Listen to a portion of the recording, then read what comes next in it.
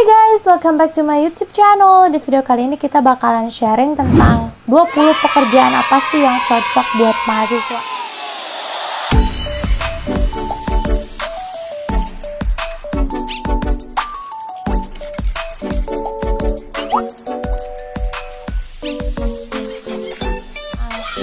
Pekerjaan apa sih yang cocok buat mahasiswa? Ya, as we know gitu ya, ketika kita jadi mahasiswa, kita bener-bener butuh uang tambahan, baik itu buat jajan sendiri atau bantu buat bayar kuliah, atau misalnya ya intinya sih nggak terlalu nyusahin orang tua lah ya. Jadi kita harus punya uang sendiri. Berikut 20 pekerjaan yang bisa kalian coba.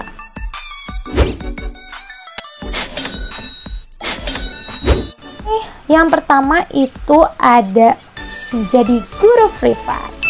Kenapa sih? Jadi semua orang itu sebenarnya bisa sih jadi guru, tapi tergantung passion kalian. Apakah kalian bisa mengajar atau enggak gitu.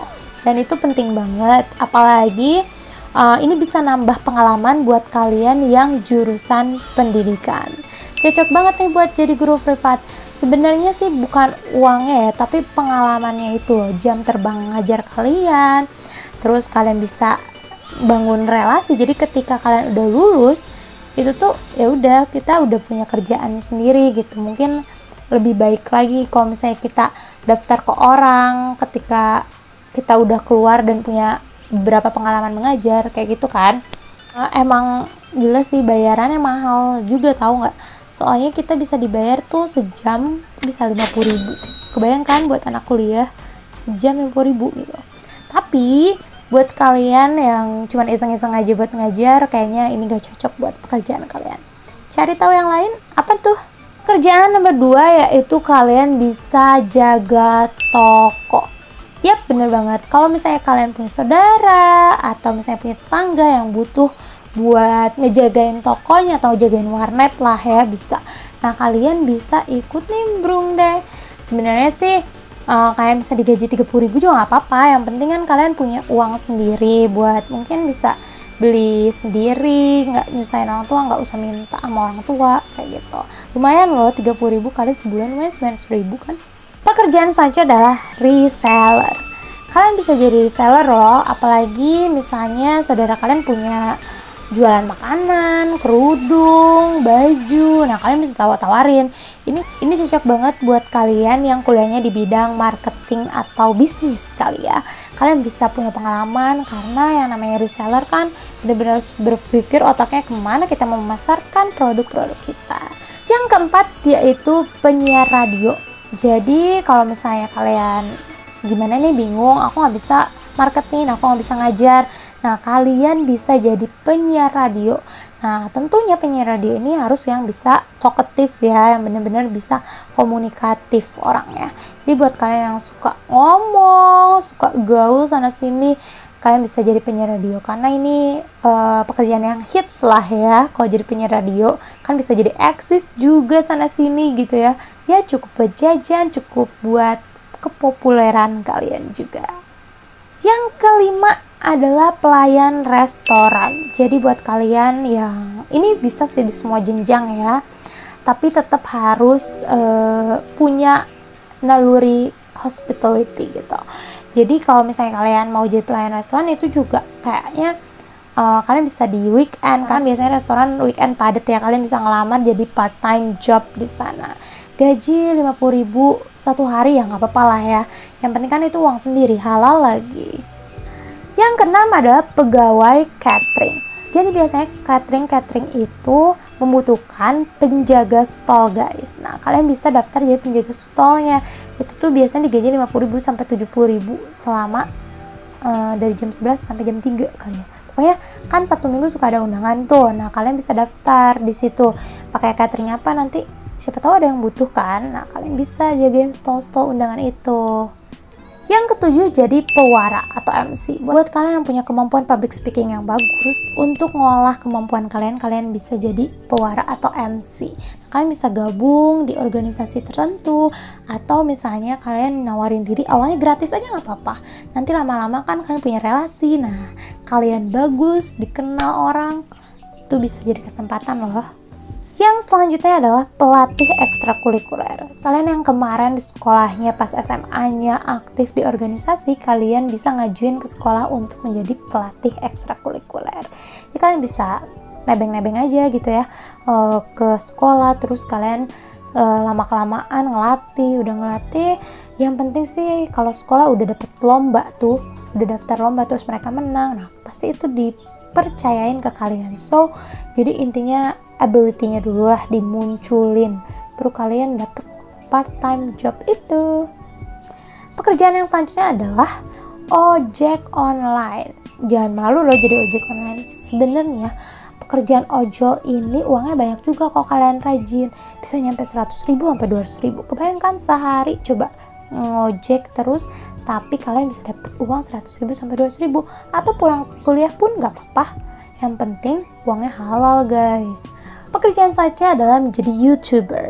Ya kalian tau lah penghasilan YouTuber tuh sebenarnya banyak yang banyak banget, ada juga yang sedikit banget, tapi tergantung ketekunan kalian mengasah menjadi YouTuber itu guys. Nah kalian harus punya konten tertentu yang bisa kalian asah. Misalnya nih kalian punya ilmu di bidang how to design something, kalian bisa bagi-bagi itu. Cuman ya intinya sih harus tekun ya. Kalau jadi YouTuber harus sabar, harus tetap bener-bener oke, mau jadi YouTuber beneran nih, ya udah nggak bisa kayak cuman sekali upload video terus kalian nikmatin hasilnya, itu nggak ada gitu. Jadi semua proses.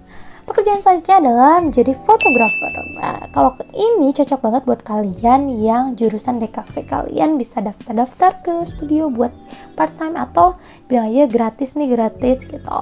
Jadi intinya jangan dulu cari uangnya, tapi kalian bisa cari relasi, karena relasi itu sama dengan make money. Pekerjaan selanjutnya kalian bisa jadi editor. Nah, editor ini bisa jadi